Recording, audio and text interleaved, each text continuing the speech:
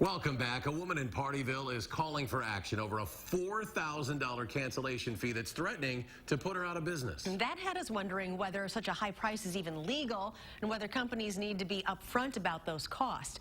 Our Leah Lynchide has the answer tonight. Inside Pardeeville, Wisconsin, population 2,000. You're kind of a one-man show. A small town paper still takes up a storefront on the main drag.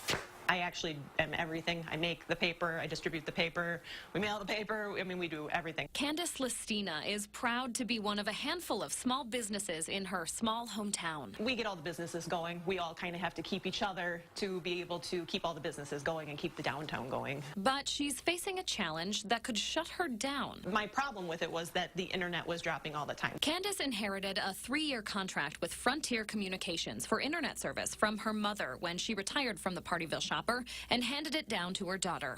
It wasn't going well. I would have times where I needed to go send my paper. I have deadlines. I have very strict deadlines with my printer, and my internet's out. 6 months into the contract, Candace switched to Charter for better service and a cheaper bill. She expected some type of cancellation fee from Frontier, but nothing like this. So I actually got a bill that I actually just thought was spam. More than $4,000, astronomical for a one-room office producing a weekly shopper. Candace looked back at her contract for clarification. Nothing is ever described of what those cancellation fees actually are, which is that you will pay your entire bill for the rest of the contract. The company wasn't willing to help. Candace says they even threatened to call collections if she didn't pay up. They did not really care that I was having such severe problems with the service. That does not bother them. Is it even legal for a company to be so vague with their terms of service?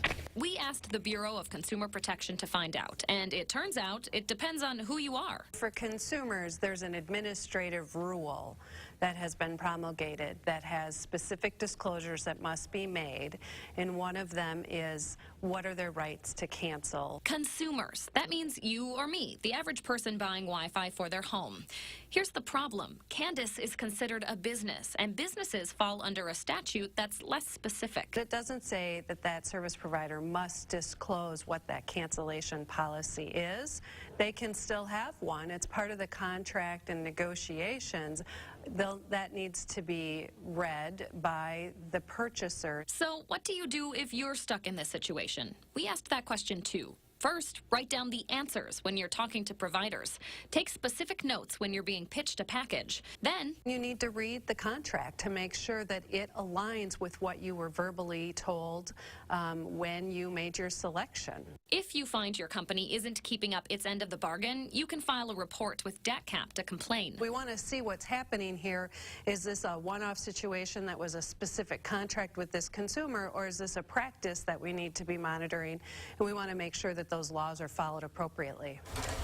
Candace has not gotten a call from collections yet. In fact, she's having a hard time getting in touch with Frontier. And there's only so many of the smaller papers left. A lot of the big papers have honestly bought everything out. Should she lose her battle, though, Pardeeville loses too. One less small paper, one less small business. For News 3 Now, I'm Leah Lynchide.